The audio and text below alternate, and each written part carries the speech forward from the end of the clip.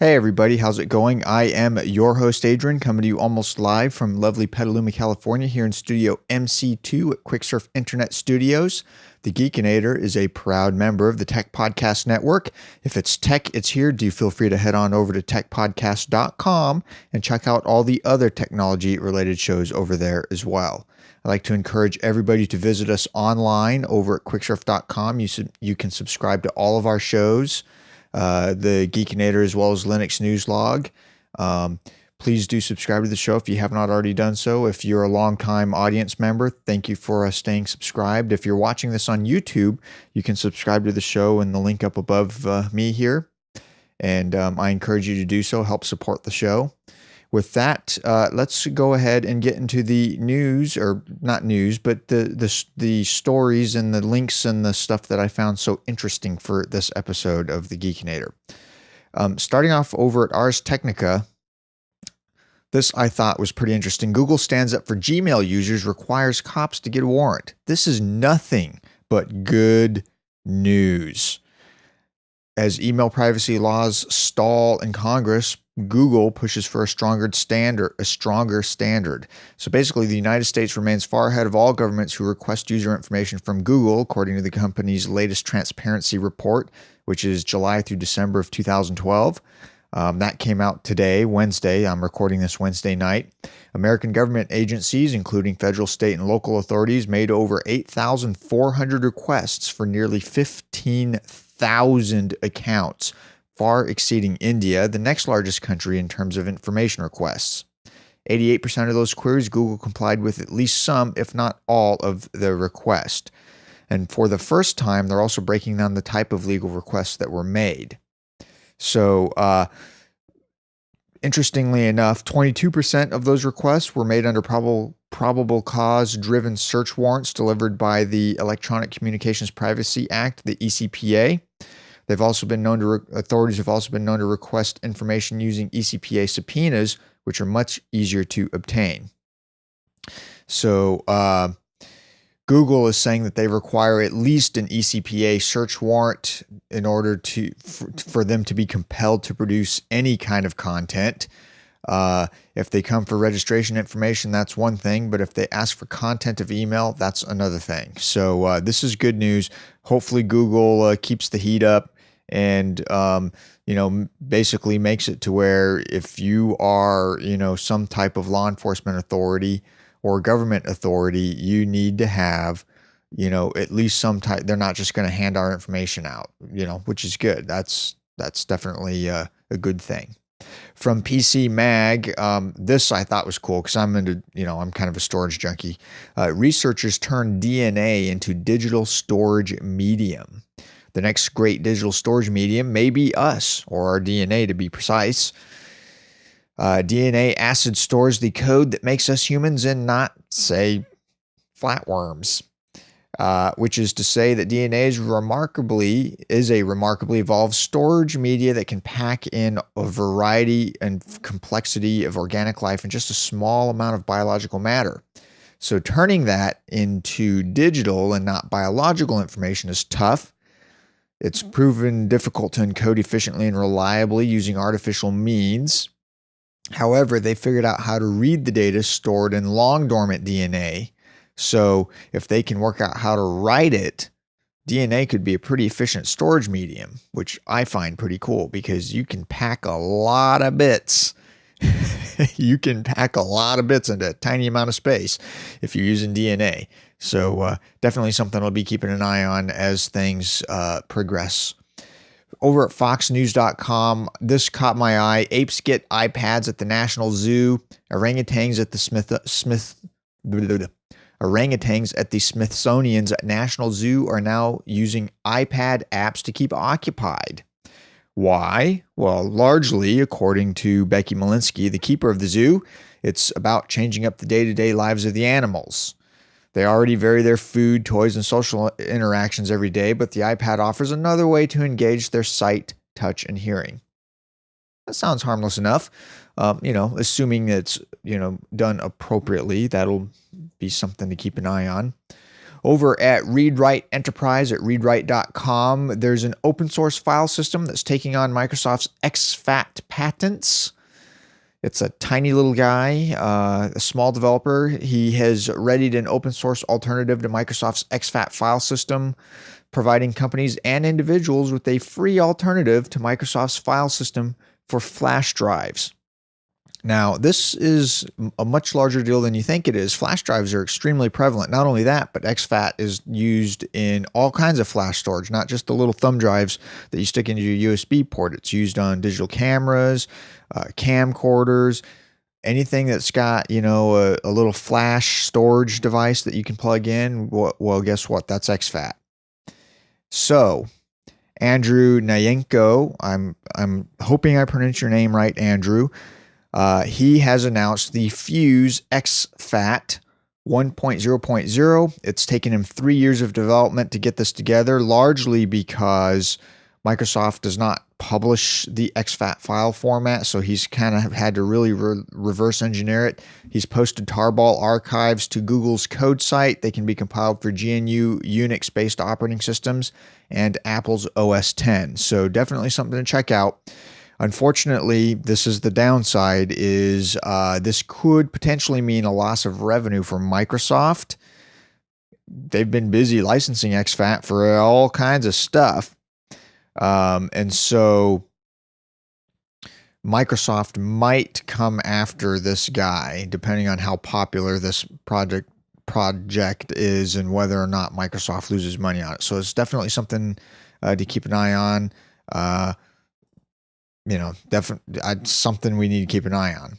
Over at makesign.com and their blog, I ran across this post I thought was awesome. It's called Bend, a circuit bending documentary. They have a YouTube video there, and basically the quick and dirty of it is, if you're somewhat aware of what circuit bending is or have no idea, be sure to watch Bend.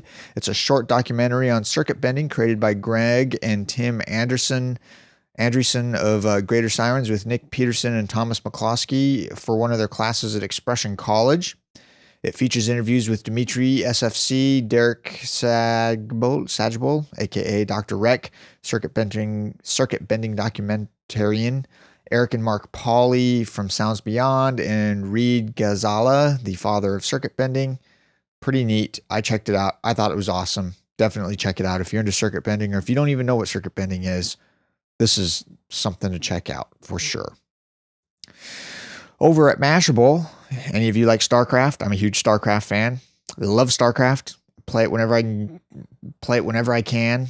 Unfortunately, I don't have a lot of free time, but every once in a while when I get some free time, I'm like, yeah, StarCraft, yes. Well, over at Mashable, they have a post here. Watch the StarCraft 2 Heart of the Swarm opening scene. Yes! Yes. Can't wait. So, obviously, Blizzard has released the opening cinematic to StarCraft 2's upcoming expansion, Heart of the Swarm, Tuesday morning. This is awesome.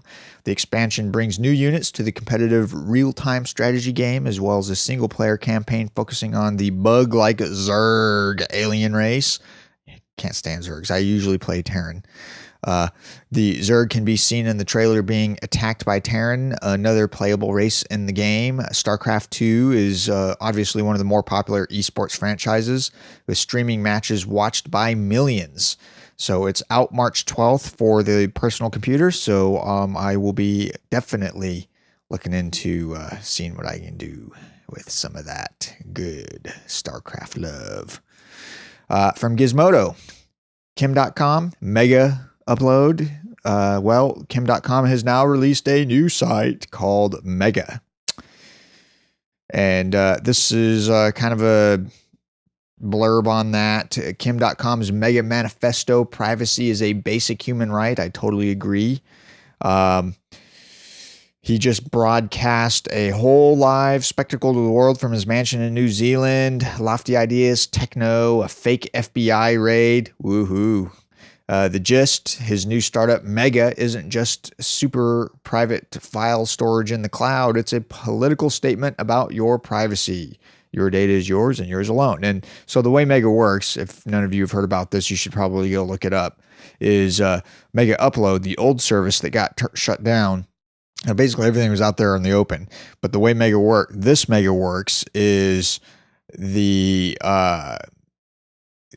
data is encrypted with a key that is derived off of a password that you set. And Mega doesn't store the password. It has no idea what that encrypted data is. Only you and anybody that you share your encrypted key, if you will, with will know that password. So we'll be able to even decrypt that data. So pretty cool. Obviously time will tell to see if this also gets shut down, but still pretty interesting nonetheless. Over at Engadget, there's a nice little, I saw this a while ago, a couple days ago. Insert Coin is an Arduino-compatible Pinocchio microcontroller. It sports a battery and Wi-Fi. Awesome. It's been said that the imitation is the sincerest form of flattery. Improving on a good idea, however, is truly the ultimate homage. So there's a new Pinocchio microcontroller. It's inspired by the Arduino, which is, I'm a huge fan of Arduino. If you haven't figured it out, I've got, Arduino board here. I've got, some spare Arduinos here. It's something that I do in my spare time is tinker with microcontrollers. But anyway, so Arduino is the brain trust behind the Pinocchio. Decided to take the stuff that they liked about the popular platform, the ease of programming, low cost. That's killer. I love that. And add some features to make it even better. These include a rechargeable battery. Okay.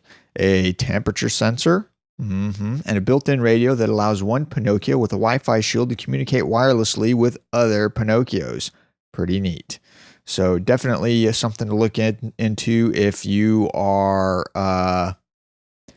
if you're into Arduino stuff or just microcontroller stuff. Definitely something to check out. Let's see, what else do I have? Oh, Gizmodo. There's a post here. Do you use encryption? I do. If you're putting anything online that's not meant for other eyes, you should be encrypting it before you put it up there. I mean, Mega is nice. It provides some encryption, but the reality of the matter is it doesn't matter if you're putting it on Amazon S3 or if you're just uploading it, somewhere on some FTP server. If you don't want anybody else to see it, you should be encrypting it. It's that simple.